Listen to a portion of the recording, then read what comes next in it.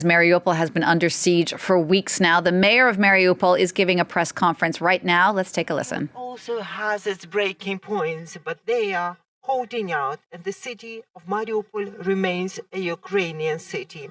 It is also a difficult situation because of the humanitarian catastrophe created by the Russian invaders and their collaborators from the opposition bloc, as they have destroyed the critical infrastructure in the town. There's no running water, no electricity, no cell coverage, and add Russian propaganda on top of that the Russians resort to.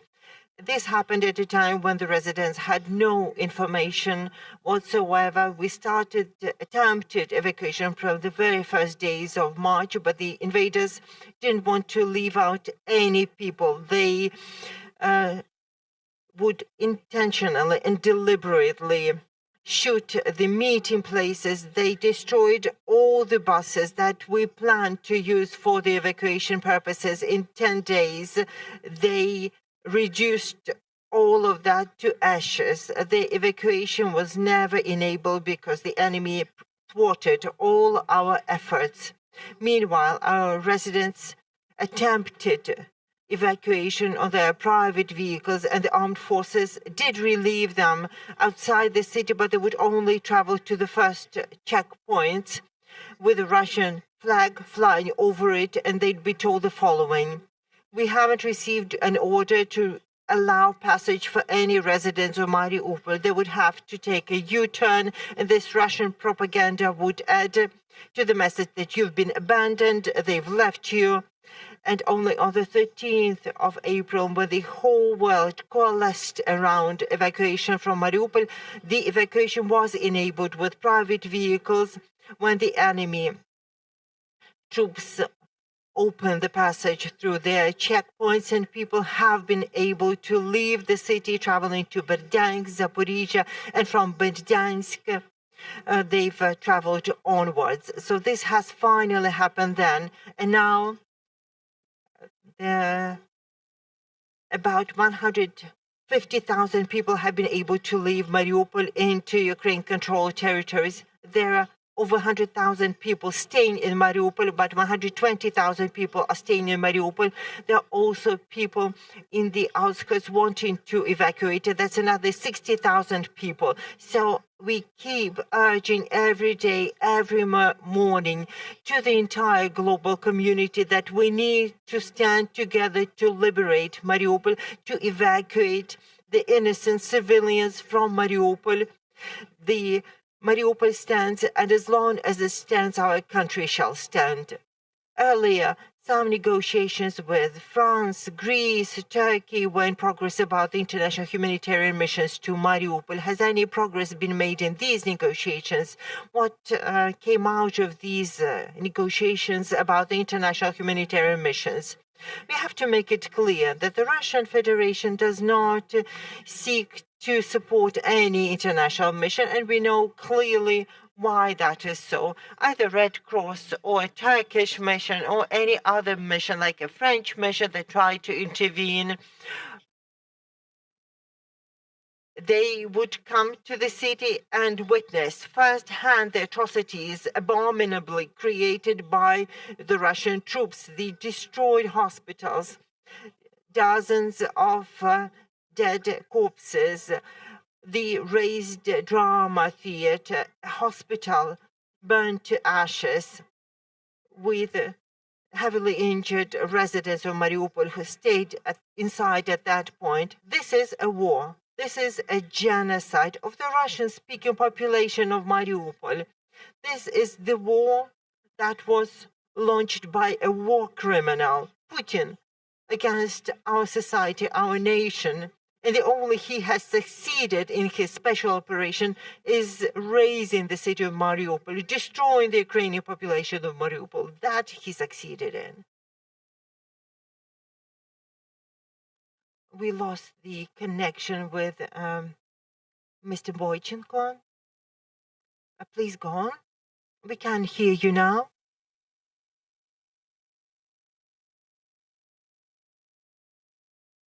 We're trying to regain the connection. We lost the signal, unfortunately. Let's wait. We hear the tragic news from Mariupol, as we heard from Vice Prime Minister Vereshchuk. There'll be no humanitarian corridors operating in Ukraine today. And let us test out the connection. Okay, we can hear you fine. Please carry on. And we have more questions for you in store.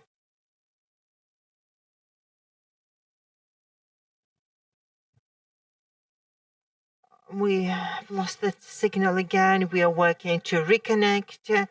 The Vice Prime Minister Irina Vereshchuk reported that there will be no... You're watching France 24, and we've just been listening to the mayor of Mariupol, Vadym Boichenko, who's been giving a press conference there from the besieged port city of Mariupol that has been under Russian attack for 6 weeks now.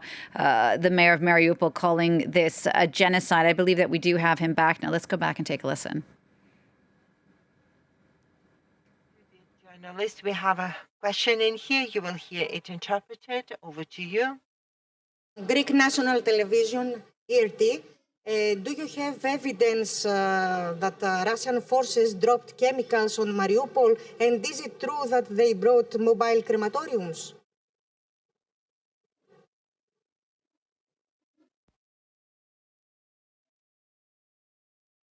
Firstly, about the war crimes that have been evidenced in Mariupol. The first crime committed on the 9th of March, when the Russian warplane dropped 2 bombs on a maternity ward in Mariupol, when the residents died, women and children.